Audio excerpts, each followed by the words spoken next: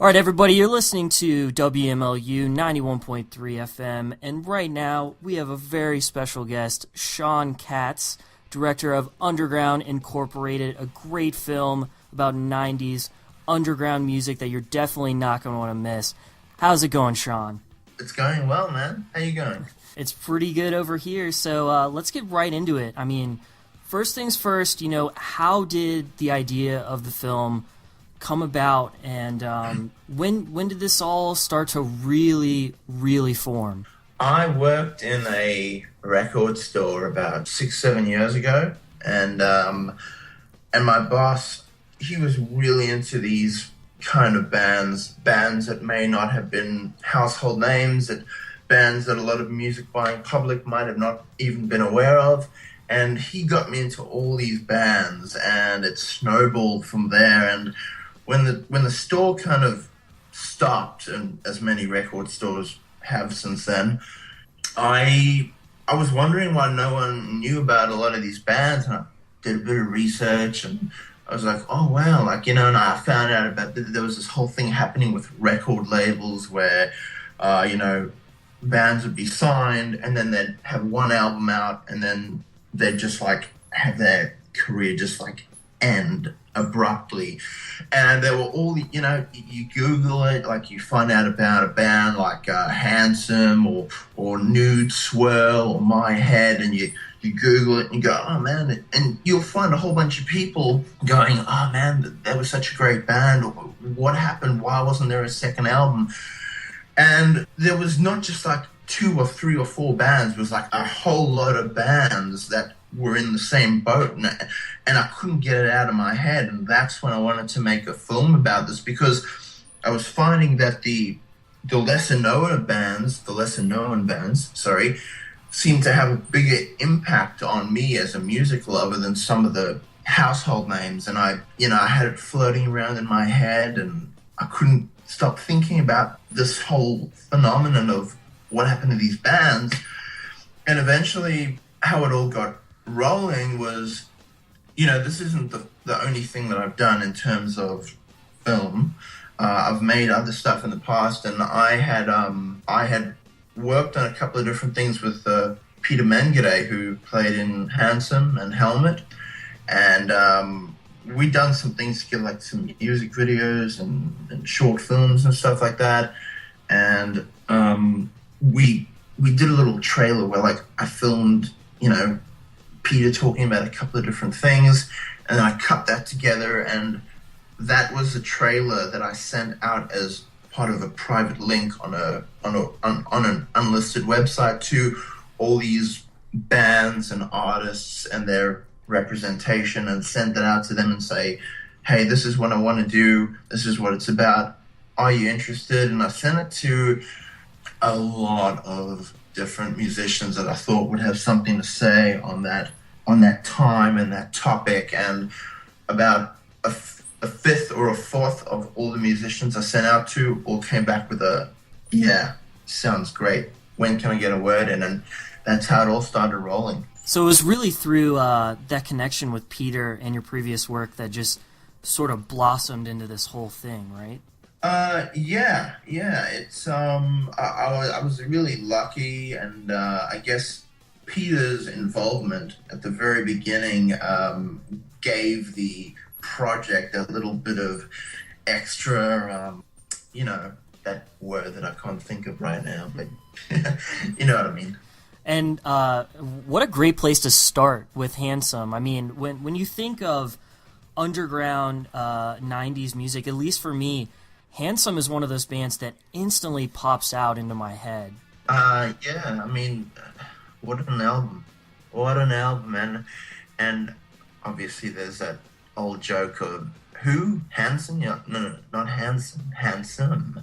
And I mean, you got this incredible band, who's got members of Quicksand, Helmet, Cro-Mags, Jets to Brazil, and you just some of these bands, you got a band like Brad, and they've got the guitarist from Pearl Jam in them, or 10 Minute Warning, and it's got Duff McKagan from Guns N' Roses in this punk band, and you're wouldn't these bands have gotten more awareness just because of who was in the bands. But I guess when it comes down to the music industry and the way it all works, things are overcomplicated to a point where I guess it's not even an issue anymore. I mean, yeah, it's very strange that some of these bands, considering how good some of these albums were, it's very bizarre that more people didn't hear about them initially.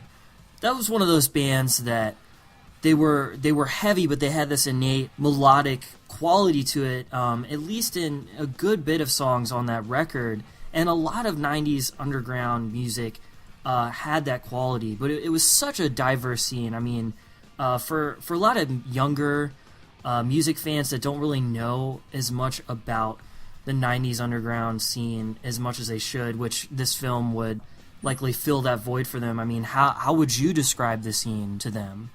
Well, it's got a lot to do with what you were just saying about the diversity of how diverse all the sounds were that were coming out of those bands. I mean, there were bands in every city, whether it was in Kansas or in Dallas, and it seemed that every different city had these bands that somehow represented that city in a unique way. And a lot of the bands, a lot of the music that people hear now that isn't, I'm not talking about mainstream music, but indie music, a lot of that music is, you sort of take for granted the fact that that music just sounds the way it does. Certain rock bands sound the way they do, but I guess that Nirvana-ish generation of bands, they were the ones that helped evolve rock and rewrote the language of rock itself. And there was this immediacy and this urgency and this punchiness and this heaviness to a lot of this music, and everyone seemed to be inspired by the same bunch of bands, yet everyone sort of went off in different directions, and there were different sounds that were coming out of that period of music. And when I think of the 90s music, I mean, you listen to any album, like you listen to anything from Jesus Lizard to Alice in Chains to whomever, and it just sounds like that time. So one thing that people probably don't necessarily know about the film yet is you were definitely in the middle of everything. It was very, there was this DIY feel to how Underground Inc. was done. Are there any kind of stories or anecdotes from that experience that you want to talk about to fans? And I mean, how was just that experience overall? It was crazy. I'm based in Australia, so I had to organize the funding for the film. I then flew to America. My business visa only got sorted out literally 2 days before I had to fly out. I then got to America. I think they were it was Boston and New York or something, where I had someone helping me with interviews. But for the other 18 cities that I flew through during the 2 months I was filming it, it was just me with the camera, operating the camera, answering the questions. So it's one person filming the entire thing. So with some of the bigger bands in the film, whether it be Primus or White Zombie or Sepultura, I'd show up and I think they were expecting a camera truck to pull up, and I walk in with my one camera. I'm like, I'm good to go, man. Let's do it. And actually, I think Steve Albini, he kind of dug that, because Steve Albini has this reputation for doing things in a very, the less people and the shorter amount of time we can do this in, the more pure it is. So I think he was quite chuffed by the fact that it was just one person doing this. But that came with all the craziness of doing this by the seat of your pants, and one person whole time running around with 3 interviews a day or whatever it was sometimes. And for example, Dave Windorf's interview for Monster Magnet, I show up to interview Dave, and he says, yeah, come on in, man, and set up the camera, and we're about to go, and he stops and he looks at me and he's like, hold on, are you doing this all on your own? And I'm like, yep, it's just me, only person doing this. And then his bandmate shows up to do the interview with him, and he turns to his bandmate and he goes, this maniac is doing this all by himself. Like, so it was crazy, man. And there was some crazy experiences that came with that. You know, I'm walking around on my own in like Oakland with like a professional camera, and you know, it was nuts, man. It was nuts, but a lot of fun and a lot of work as well. Yeah, when talking about some of the newer music, at least from me and some people that I've talked to, the age of technology and the way albums are being produced, do you think that's one of the main reasons that you kind of don't hear that sort of organic quality from the 90s music? Yeah, I think that's a big part of it. Obviously, people are gravitating to different sounds now than they were at that time. But, I mean, like, as an example, like, there's certain drummers who, when you hear that drummer, it's almost like that drummer has a particular personality to the way he plays, as opposed to now, maybe when they record an album, there's like, everything is like beat detected, it doesn't swing quite the same way, and there's not that sense of personality coming through in the way an instrument is being played. But I think there's also a sense that like some of the music now just seems just a little bit more proper. Like it seems like there's more music now that's kind of too cautious about the demographic that might be listening to it. I could be wrong. I'm not saying that's the case with all the bands, but I can feel that something has changed. People just aren't into music the way they used to be, and I feel that, and I can hear it in a lot of the music that's coming out now. That was kind of touched on in the first teaser clip. Do you feel like many of the musicians that you spoke with sort of had that kind of feeling looking back on it? Yeah, you know, when I spoke to them, a lot of these people that are in the film, there was that sense where they were making music for its own sake, music that they felt that the reward was in the creating of the music itself.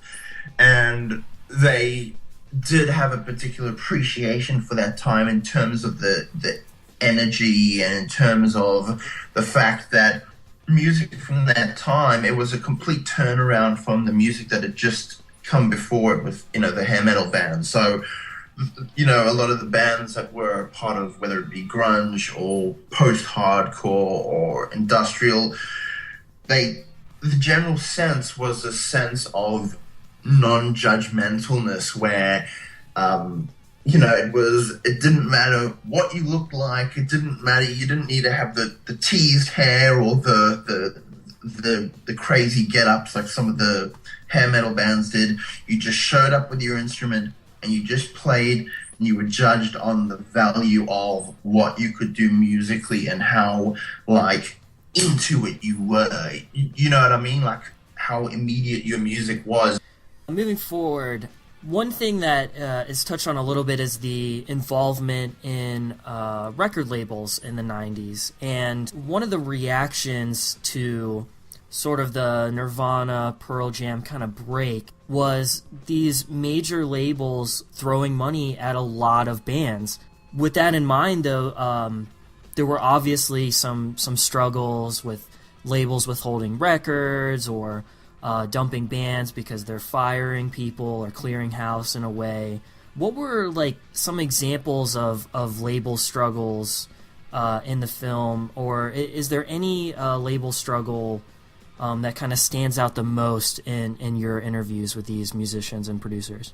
I think one thing you need to take into account is the fact that it's not always a label's fault. Like, you have to remember that with a band, if you have like 4 or 5 people in the band, if they don't get on that well, then the band isn't going to be as strong of a unit, and they aren't going to be able to survive through the pressures that come with being in a situation where there's a lot of money at stake and the labels are pressuring you to have a certain type of outcome, or you're feeling the pressure of your peers suddenly becoming huge. So, it's the actual bands themselves would have played their part in their own way in the outcome. And that's what's really interesting, is that a lot of them were saying, well, the label created an environment where it created more challenges, but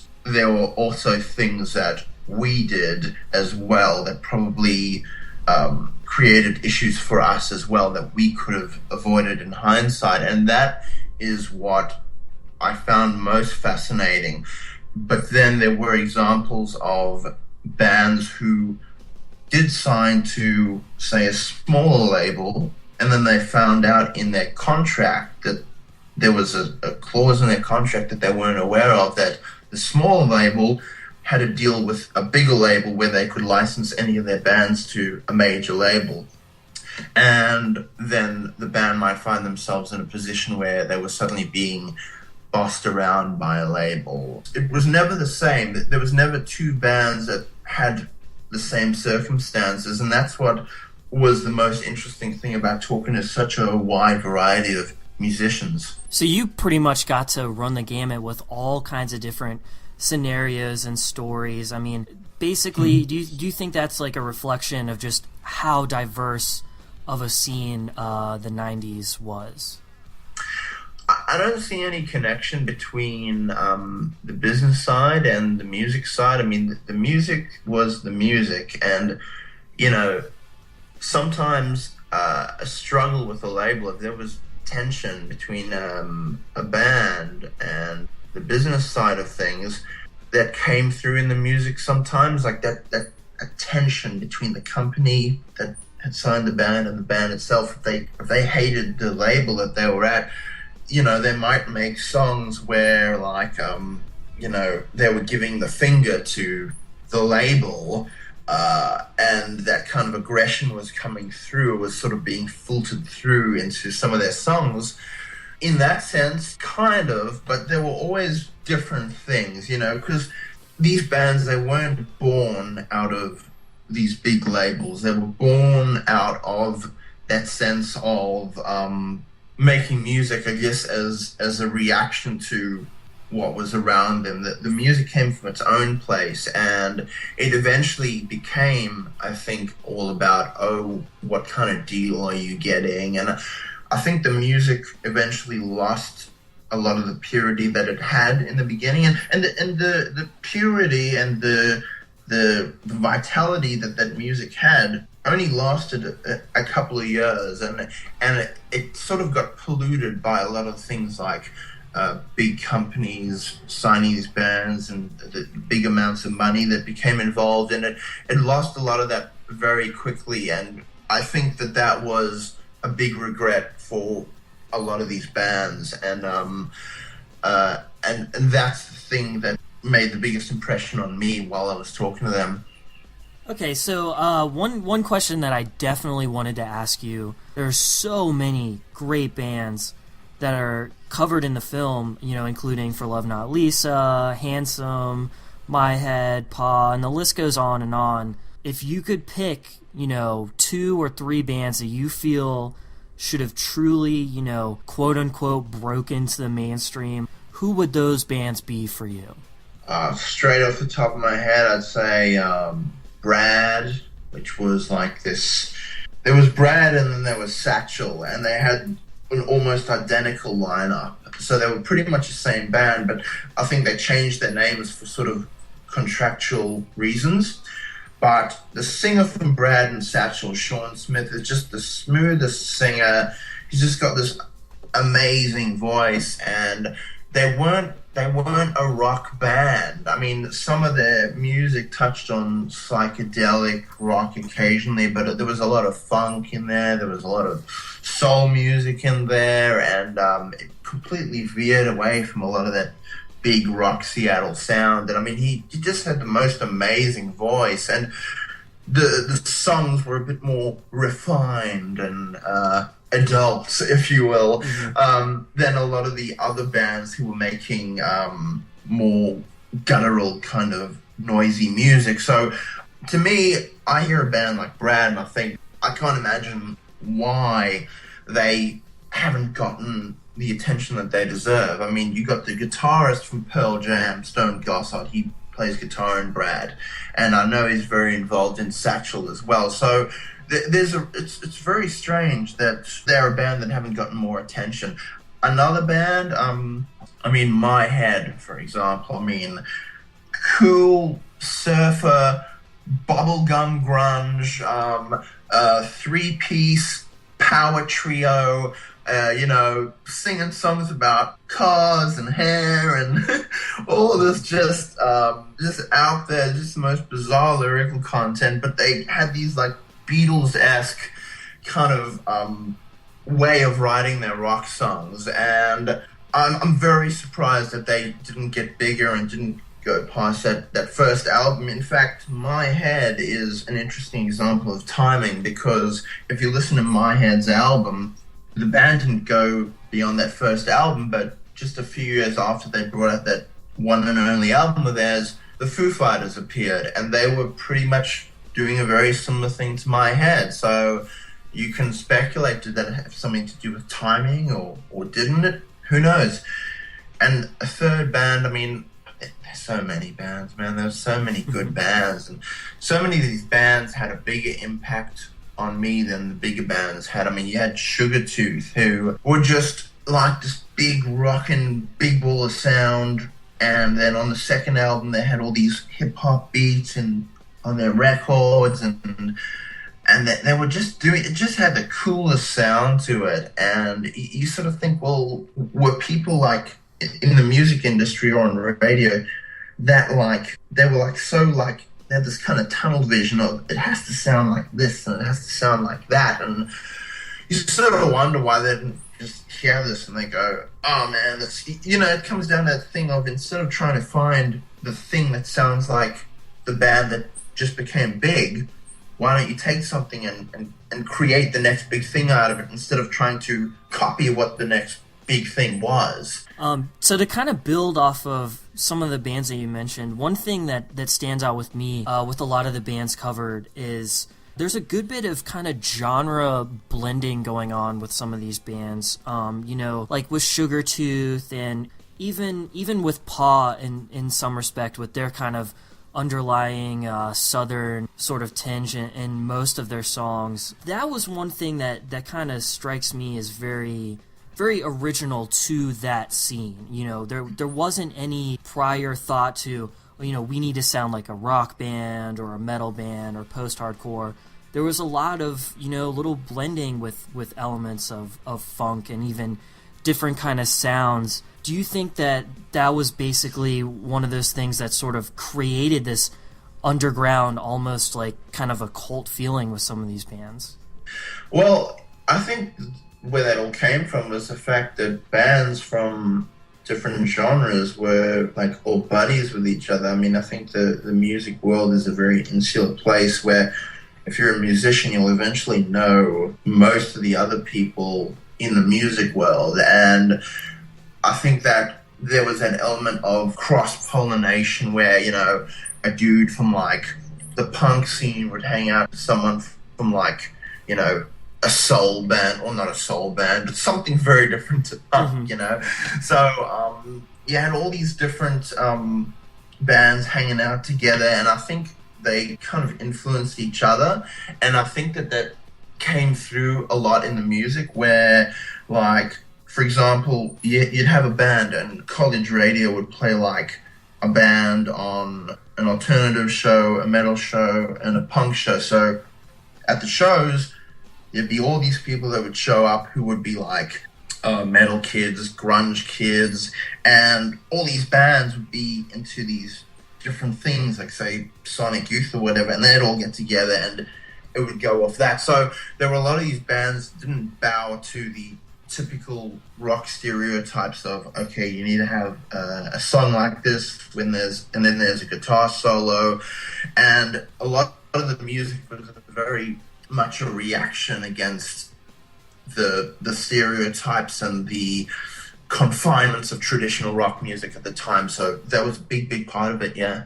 One thing from the 90s that sort of easily resonates with people and almost to a fault is, the idea of teen angst. I mean, when people that don't know the 90s quite as well, they think, teen angst and grunge, but the scene was so much more than that. I mean, in speaking with some of these musicians, were there any sort of central themes, that weren't this kind of teen angst? Was it a reaction to either, labels, or was it more of just a feeling that was kind of original to that time? Man, it's so funny that you asked me that, because I cannot tell you how many bands would just shudder when they even had to utter the word grunge. Like, they would kind of say the word grunge with like quote marks, with their fingers up in the air when they use the word grunge. Like, or some of them would refer to it as like the G word. Like, there were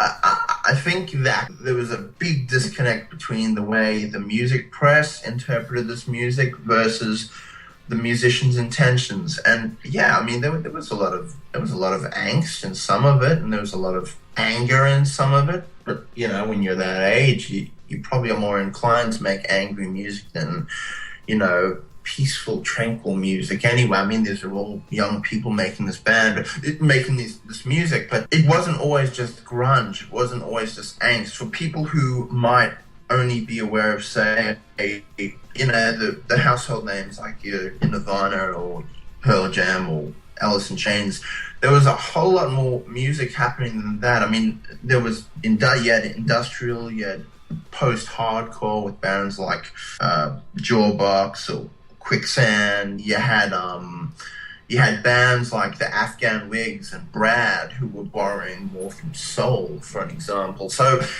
I think at the time, because Nirvana had become so big and there was that element of angst to Nirvana's music, I think that whether it be the people who were signing this band or the people who worked in the radio departments of these labels, they all gravitated towards that same, baritone, Eddie Vedder singing with the angst, and, take like these three ingredients and just stick with that. And I think that that's how the 90s have been remembered. One thing about the 90s that will definitely be different from that period is the nature of the distribution of music. I mean, everything was majority of physical, CDs and even vinyl and things like that. And even though vinyl has come back a little bit, do you feel like it kind of gets lost in this sort of digital age? Like, is there less of a tangible feeling to the music? I think it comes back to the fact that, I personally feel that I just don't feel that people have that same investment in music the way they used to have. And look, I understand most people are just casual listeners. Like, most people aren't going to be as invested in music, but it's still, you can't deny that it is an important thing, and it's not just computer data at the end of the day. And who knows what's going to happen in the future. I think that label system is probably going to come back at some point as well, because people are forming their own labels now. It's just a matter of time before their collectives and these little labels come together again, and there's a label structure again. But I think that with the internet, it's allowed musicians to create a fan base again. Because if you think about it, the music industry, what they did was they provided a physical product, and the audience spoke where they actually said that, the actual physical product isn't that important to them. So I think it's shown bands that they have a lot more options than just going with the label route. But who knows what's going to happen now? I'm looking forward. I'm hopefully looking forward to seeing something good of it, like a swing shift. I hope that there's another musical revolution soon, and hopefully the whole internet, hopefully the internet can be used in a positive way to give musicians more freedom. All right, so let's go into talking about some of the bands covered in the film. One of the bands that kind of stands out to me and seems like definitely one of the bigger ones, at least recently, is Clutch. And you got to speak with Neil Fallon. How did that come about, and what was your overall experience with him?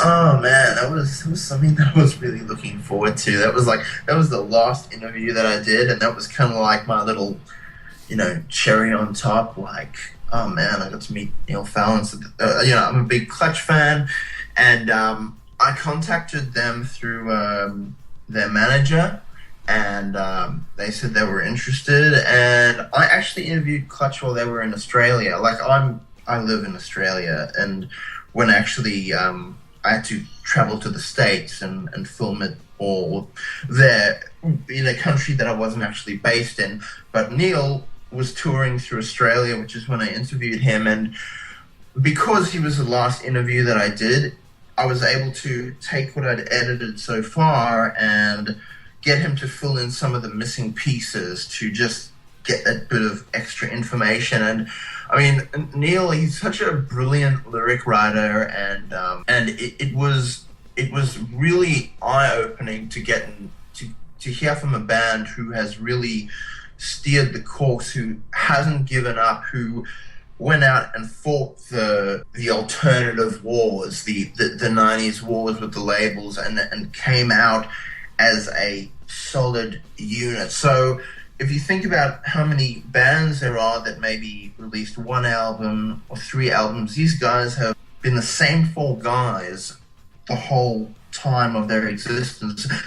There have been the fifth member on occasion and that kind of thing, but it was fascinating to hear Neil's take on things from a band that has had such longevity. Yeah, another band that I want to talk about, and this is sort of tying in with longevity, although they've had quite a bit of a break. They actually just recently reunited and they're playing shows again, is one of my personal favorite bands, Failure. You got to speak with Kelly Scott, their drummer. So what was the sort of overall feeling from Kelly, and how did that come about?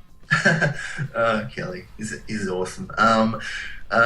Really, really nice guy. Like, I mean, they were all really nice guys. But what was funny about Kelly's interview was he's this really funny guy, really playful, laid back dude. And when it came to his interview questions, his answers were just so serious, like in a good way. But I think he was very conscious of trying to avoid the cliche of romanticizing the past and puffing things up a bit, to make them a bit more rosier and nostalgic. So he sort of went in the complete opposite direction. So he was the first musician that was immediately prepared to say, hey, the music business was just doing what it's always done, and musicians need to be aware of the responsibility they have and how their band turns out as well. So he brought this real sense of reality to it, and he's a really amazing drummer. I mean, if you listen to that Failure album that he played on, I mean, the drum sound is just amazing. Yeah, and that's definitely the drum sound also is largely attributed to Ken Andrews. That band is one that pops out to me, that it actually felt like the more control that they had over themselves, it seemed like their real style, their real sound sort of came out, and you could just feel that with Fantastic Planet. I mean, it's just such a brilliant album. Well, this is really interesting. I've got a fun little anecdote. Whether it'll be in the film or not, I'm not sure, because there's a lot of footage that I have and only so much of it can make it into the film. But I said to him, I said, Magnified is such a different sounding album to Fantastic Planet, and a lot of drummers will tell you that a different drummer being in a band can really change a band's sound. And he said that what happened when they recorded Magnified, which he didn't play on until the next album, he said that Ken actually sat in the studio. They didn't have a drummer at that point. The drummer had moved on, and Ken had to record all the drum parts himself. So because Ken wasn't actually a drummer, he sat in the studio and just would play like the snare drum, like he just hit the snare drum in a particular time, and they would just record that, and then he would go into one other drum and just play that one piece of drum, just that same beat, and then they would have to just go and compile all those beats all on top of each other. And he said that's why the whole album and the drumming on Magnified sounds so different to how it sounds on Fantastic Planet, because that actually had a drummer playing live and the way a drummer is meant to play. So that was really interesting. Gotcha. And one more band that I definitely want to talk about. I don't want to try to, give too much away on the film and everything like that. And there's so many bands that we could talk about. But one guy that you got to speak with that sort of was able to experience almost both sides of the coin in a sense, with a band that unfortunately kind of fizzled out a little bit, and a band who is still going strong, although he's no longer with them, is Joey Castillo of Sugartooth and more recently Queens of the Stone Age. I mean, what were his feelings about the Sugartooth days and maybe even some of the Queens days? And how did that all come about? How were you able to get in touch with Joey and get to speak with him?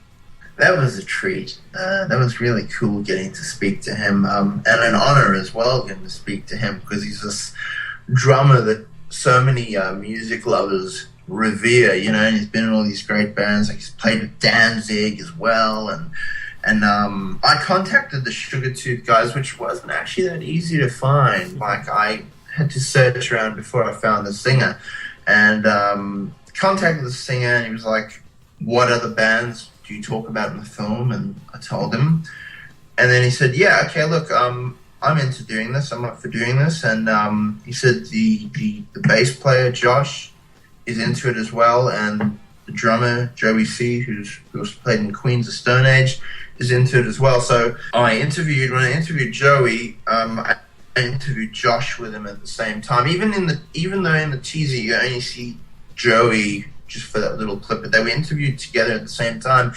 And man, Joey's thoughts regarding Sugartooth was an immense sense of pride. He said that every band that he's played in, he's been proud of, and he can stand behind the output, and he can honestly say that he's loved those bands that he's played in. So in the case of Sugartooth, I think that he was in this position where he was recruited into Danzig, and he was in this situation where he was like, he knew that the Danzig album was definitely going to be put out, but the Sugartooth album, there was always a sense of, well, is this album even going to be released? So he was sort of torn there, but he said that he loved playing in that band. He had this great rapport with the other members of Sugartooth, with Josh and with Mark, and he said that he was really inspired when the second Sugartooth album started happening, and they were doing all these programmed beats and hip hop beats and working with the Dust Brothers on the second album and taking things in that different direction. So there's immense sense of pride when he talks about Sugartooth. And then with Queens, he was saying, like, he didn't go particularly into why he had moved on from Queens, but he said that he just knew that it was time, and he said that he is still on good terms with all the guys in Queens, and he said that for him, whether it had been playing in Sugartooth or Queens of the Stone Age or Danzig or Wasted Youth, he said that, I think to him, he never. And you can tell, it's really interesting when you compare a musician who maybe the music industry has grown out of him a little bit versus a musician who has just kept on playing and getting into different bands. You can tell that he's never really had an agenda of like, oh, I've got to play for this band because they're a big band, or I've got to play for this band because they're that. He's just loved playing the drums. And I think that shows in a lot of the musicians that I spoke to. Just as far as you know, what's the current timetable for Underground Incorporated? I'm still in the phase of editing at the moment, so I don't know how long it'll take. I still need to organize licensing to get permission for songs and all that kind of thing, which is an experience that I actually haven't had before. Something tells me it's going to have its challenges. So to be safe, let's say early next year, or late this year, around that time. It sounds great. So, with that in mind, where can people get more information about Underground Incorporated, and where can we collectively show more support for your project? You can go to obviously, like everybody has, there's a Facebook page, and they can go to that and they'll receive updates about how the film's coming along and when it eventually comes out. And so they can go to facebook.com/Underground Incorporated. It's a bit of a mouthful. You know, the name of the film is, I guess, Underground Inc., because it sounds a bit shorter. Mm-hmm. But if they put in the full word Underground Incorporated as one word, they'll find the Facebook page, or they can just search for it and they'll find it there. And there's teasers for the film, which I'm not going to release the teasers on a wider platform until closer to the time of release. So they'll find a preview there of a teaser. They'll find some video clips that I'm going to be releasing on there as well from time to time, and they'll get all the information on that. All right, well, I just want to thank you again for taking the time to talk with me about this film. I'm really looking forward to it, and I really hope it does well, and it definitely will sort of spread the word to people about the 90s underground scene and some of the bands that should get more attention. So thank you again. Thank you. It's been fun.